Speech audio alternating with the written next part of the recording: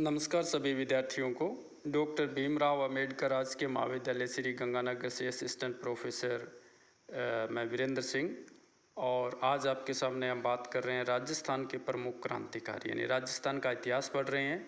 ये BA second year के जो महाराजा गंगा सिंह यूनिवर्सिटी का सिलेबस है उसी का एक टॉपिक है, राजस्थान के प्रमुख क्रांतिकारी। इससे पहले वाले वीडियो में हमने ये देखा था कि राजस्थान में राजनीतिक क्रांति लाने के लिए यहाँ के क्रांतिकारियों का महत्वपूर्ण योगदान था। तो उसमें श्यामजी कृष्ण वर्मा ने क्या योगदान दिया वो हमने इससे पहले वाले वीडियो में देख लिया है।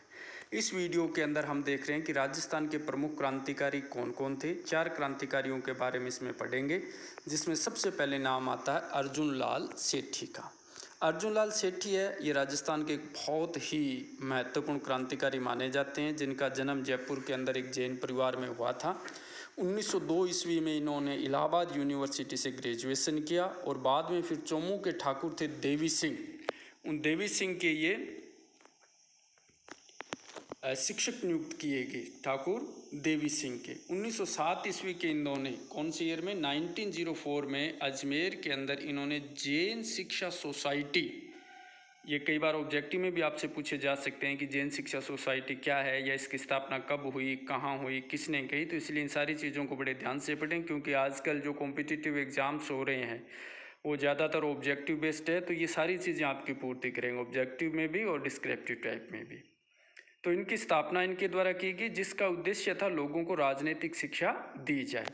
1908 ईस्वी में अर्जुन लाल सेठी जी के द्वारा इस संस्था को जयपुर स्थानांतरित कर दिया गया और जयपुर में इनके द्वारा एक और स्कूल की स्थापना की गई, जिसको जैन वर्धमान पाठशाला के नाम से जाना जाता है।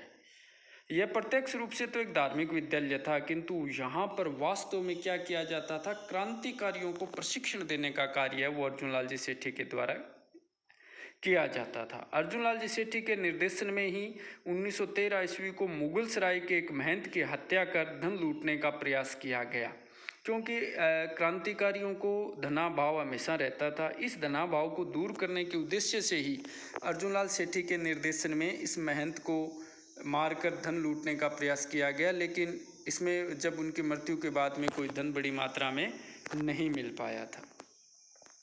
ठीक इसी तरह से एक और घटना है जिसमें इनका बड़े स्तर के ऊपर हम देख सकते हैं कि इनका हाथ हमें दिखाई देता है, वो है 13 दिसंबर 1912 को।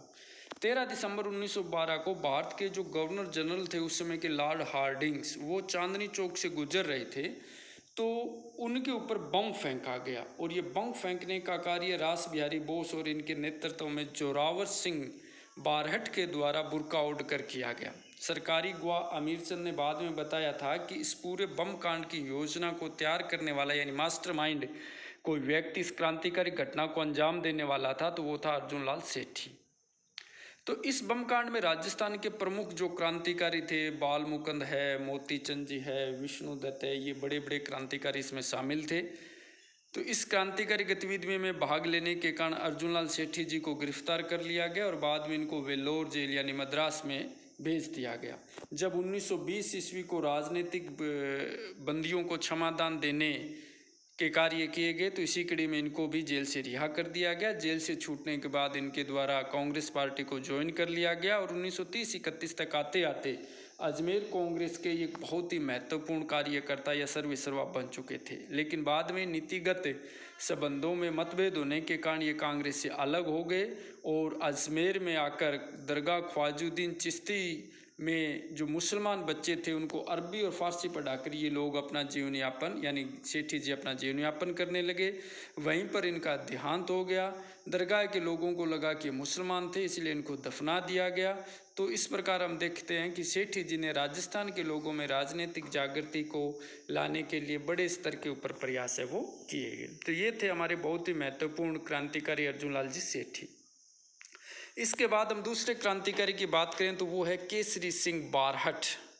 केसरी सिंह बारहट राजस्थान के बहुत ही बड़े क्रांतिकारी रहे हैं, क्योंकि ये बहुत बड़े ओजस्वी लेखक थे और इनकी लेखनी के अंदर इतनी धार थी कि वो राष्ट्र प्रेम की भावना से हमेशा ओतप्रोत रहती थी। शासकों लोगों को अपना सर्वस्व न्यौछावर करने या बलिदान करने के लिए प्रेरित करती थी। ऐसे ही क्रांतिकारी का जन्म 1872 ईस्वी के अंदर शाहपुरा भीलवाड़ा के समीप अपनी पैतृक जागीर में हुआ था।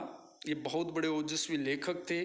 देश प्रेम से उमड़ घुमड़ने वाली कविताएं हैं या देश प्रेम से परिपूर्ण कविताएं हैं, इनके द्वारा लिखी जाती थी और अपनी ओजस्वी कविता के माध्यम से ये राजस्थान के शासकों की चेतना को झकझोर कर रख देते थे।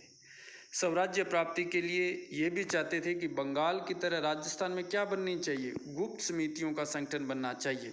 लेकिन इनमें सबसे बड़ी जो कमी आ रही थी वो क्या थी, धन की कमी आ रही थी। तो इसी धनाभाव को दूर करने के लिए इनके द्वारा 1912 ईस्वी में जोधपुर के धनी प्यारेलाल साधु की हत्या कर दी गई, जिसके कारण केसरी सिंह और उनके साथी जो हीरालाल लाहड़ी थे, रामकरण थे या हीरालाल जालोरी थे, इन सबको गिरफ्तार कर लिया गया और 20 वर्ष की कठोर कारावास की सजा है वो इनको सुनाई गई। तो इस तरह से ये भी राजस्थान के एक महत्वपूर्ण क्रांतिकारी थे। इसके बाद अगर अगले क्रांतिकारी की बात करें तो वो है प्रताप सिंह बारठ, जो इन्हीं केसरी सिंह बारठ के पुत्र थे। राजस्थान के अंदर क्रांतिकारी गतिविधियों को बढ़ाने में इनके द्वारा भी बड़े कार्य किए गए।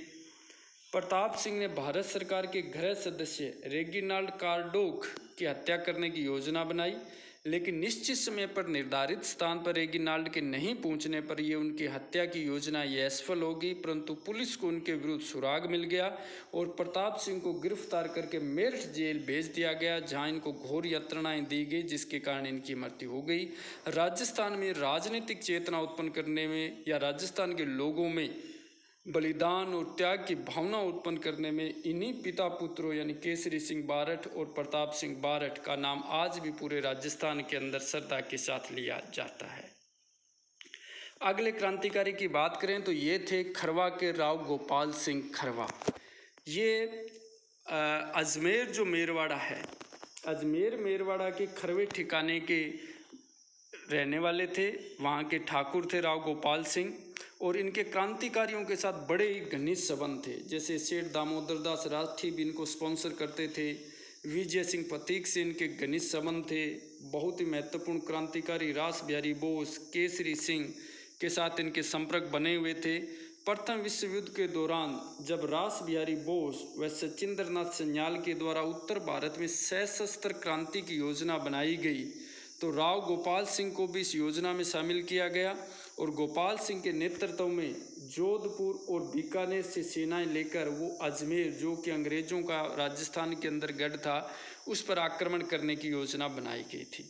लेकिन क्रांतिकारियों के एक सहयोगी मणिलाल के द्वारा इस योजना की सूचना पुलिस को दे दी गई। परिणाम स्वरूप 1915 ईस्वी को ब्रिटिश सरकार ने राव गोपाल सिंह खरवा को गिरफ्तार कर लिया गया। उन्हें 2 वर्ष की सजा दी गई और शाहजहांपुर जेल बिहार इनको भेज दिया गया।